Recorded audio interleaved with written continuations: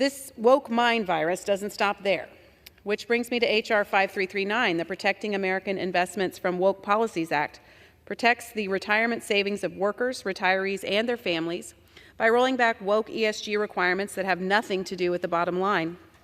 The bill ensures that financial institutions are focused on maximizing returns in retirement plans rather than advancing the Biden-Harris administration's radical agenda at the expense of American workers. Mr. Speaker, it is good to be back on the House floor with the gentlelady from Indiana. It's great to be with her, and so far she's allowing me to actually speak and hasn't called for me to be silenced. The last time we debated, I stated an uncomfortable fact about he who shall not be named, and the gentlelady had me silenced and had my words stricken from the congressional record. We have a presumptive nominee for president facing 88 felony counts, and we're being prevented from even acknowledging it. These are not alternative facts. These are real facts. A candidate for president of the United States is on trial for sending a hush money payment to a porn star to avoid a sex scandal during his 2016 campaign, and then fraudulently disguising those payments in violation of the law. He's also charged with conspiring to overturn the election. He's also charged with stealing classified information, and a jury has already found him liable for rape in a civil court. And yet, in this Republican-controlled House, it's okay to talk about the trial, but you have to call it a sham. We take down his words. It's okay to say the jury is rigged. Mr. Speaker, I demand that his words be taken down. It's okay to say the court is corrupt. The gentleman will suspend. But not Trump is corrupting the rule of law. But you just got to love that, Mr. Speaker. The party of free speech that rails against woke this and cancel culture that and calls us snowflakes, they can't handle it when someone comes down here and tells the truth. And they try to silence the people they disagree with. It's really quite stunning. Too many institutions of higher education have cowered to the mob of protesters, often compromising the safety and well-being of their students. Freedom of speech is under attack on our campuses nationwide, and it's our students who are paying the price. This mindset weakens what has historically been the strength of America, free-flowing and open debate at our institutions of learning. We must not let campus activists, woke faculty, and partisan administrators turn post-secondary education into DEI indoctrination camps.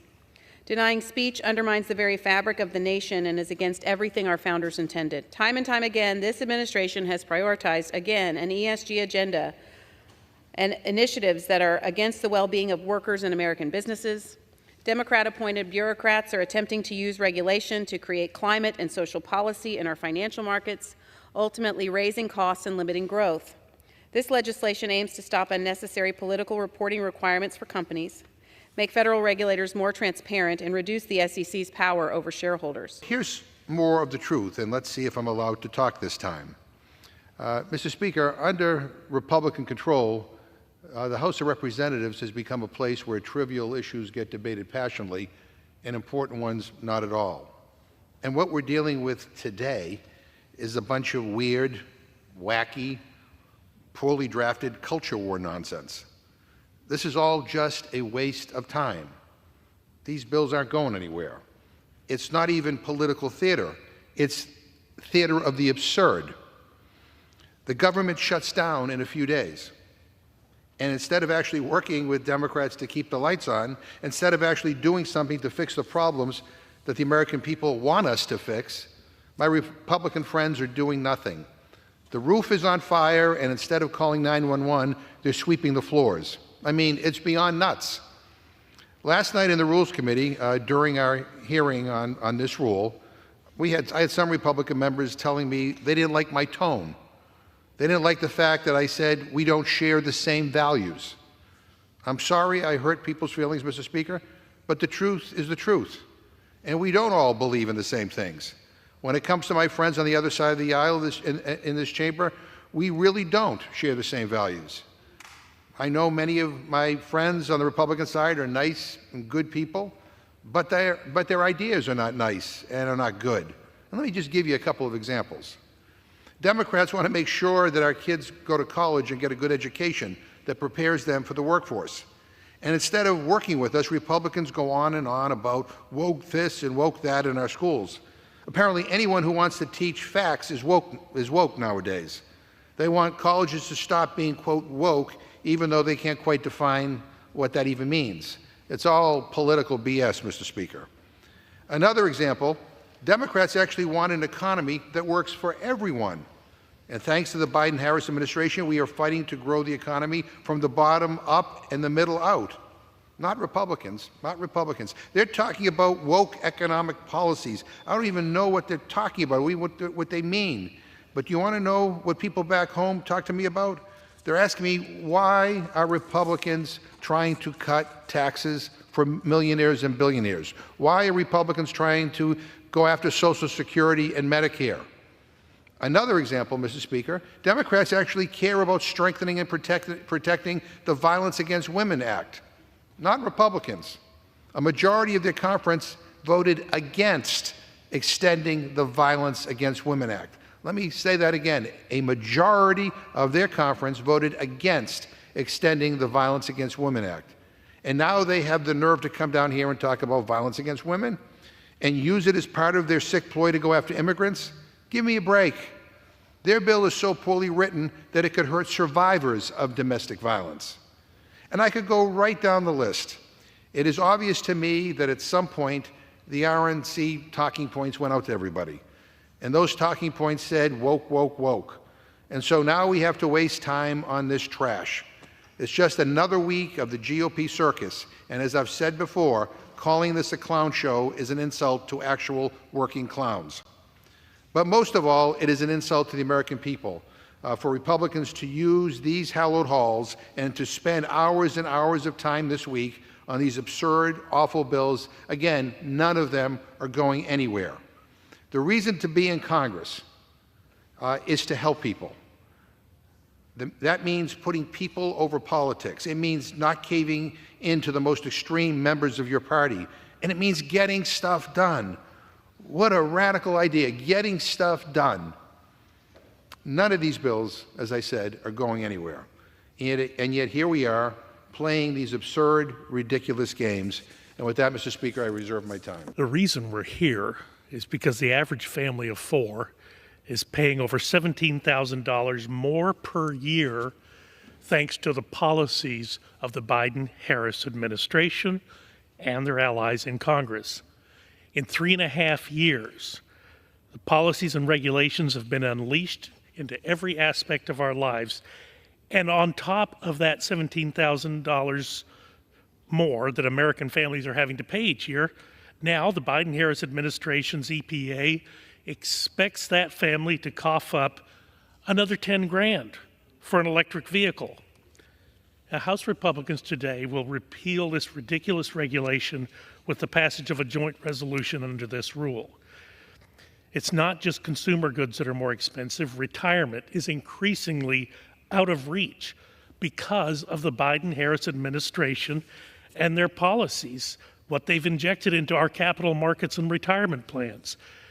The American family will not care how much their retirement fund promoted ESG or DEI when they need to push off their retirement for years under this economy. House Republicans will refocus the financial markets and the retirement funds away from politics and towards maximizing investment returns, maximizing shareholder value. What a concept. Seems like that is something everyone should be for. And finally, I want to touch on two important pieces of legislation under this rule that are affecting Texans. The first of which is the Violence Against Women by Illegal Aliens Act. This bill makes it crystal clear in U.S. law that illegal aliens who commit domestic violence or are both deportable and inadmissible in this country. We have a border czar. You wouldn't know it because of what's been happening, but we have a border czar. We have a Secretary of Homeland Security who has refused to take the actions necessary to protect American citizens. Why they have neglected American citizens, I cannot tell you. Perhaps the Democrats can. Mr. Speaker, I enjoyed listening to the chairman of the Rules Committee, but let me just say for the record, nothing he talked about will be at all impacted by any of the stuff that we're talking about here today. None of these bills are going anywhere. If you want to pass legislation to address some of the issues that were raised, maybe we ought to work in a bipartisan way. Maybe it ought to be not my way or the highway. So these aren't serious pieces of legislation. These are press releases. Let's all be honest with the American people about that. This is not serious legislating. I haven't done serious legislating here in a long, long time. But, Mr. Speaker, I just want to kind of zoom in a little bit on this Congress in general. And I just mentioned that this is the most dysfunctional Congress in history. And if anyone wants proof, look no further than this resolution. 5 more closed rules that allow 0 amendments to come to the floor. And for folks who don't know, a closed rule means no amendments. Take it or leave it. If you have a good idea and want to improve a bill, too bad. This is how they govern in Russia and China. And that is what the Republicans are turning this place into. And with these 5 closed rules they are bringing to the floor today, Republicans are breaking their own record for shutting down debate. With today's vote, there will be 106 closed rules in this Congress. 106. This is now officially the most closed Congress in the history of the United States of America. Congratulations.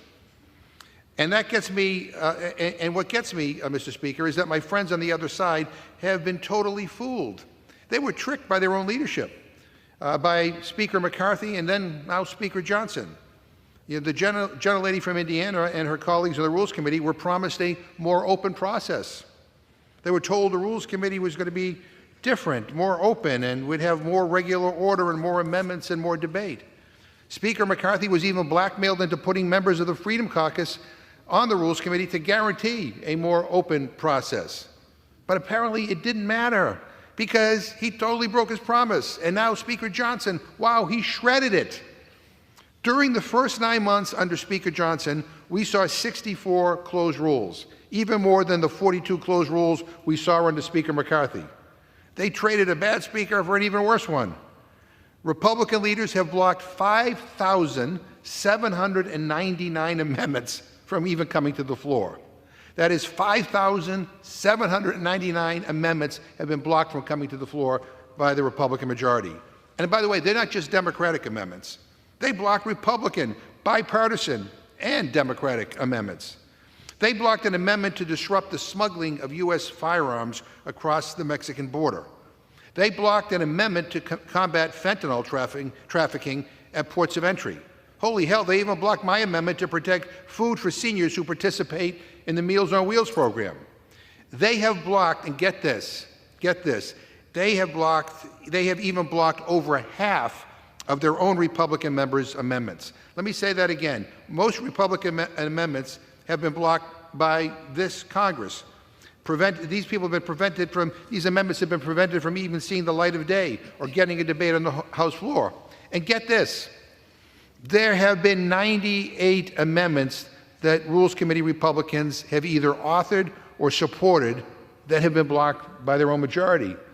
I mean, you got on the Rules Committee, you like to have a little juice, but 98 of your amendments, Republican amendments, have been blocked by your own party. That's almost 100 amendments. And that's just rules Republicans. That's just rules Republicans. I'm sure, I'm sure they would have loved to have had the opportunity to debate your amendments on the floor. If Rules Committee Republicans can't get amendments, how the hell do you think the rest of us are doing? Republicans said they wanted an open process in this Congress. Open process, my foot, Mr. Speaker.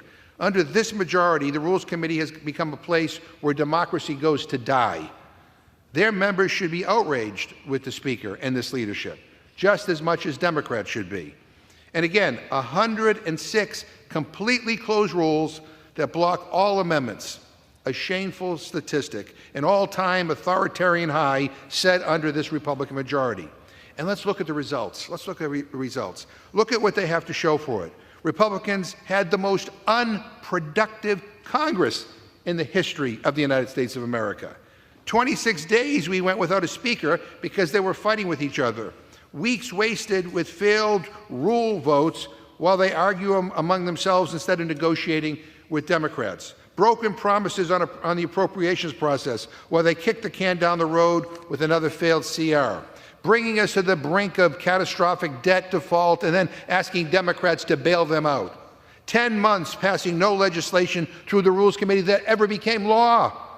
So congratulations to my friends. In addition to being the most incompetent, dysfunctional, unproductive Congress in American history, they now have also presided over the most closed Congress in American history. Well done, well done. And they're not done yet. We have to live through 3 more months of this. God help us, and with that I reserve.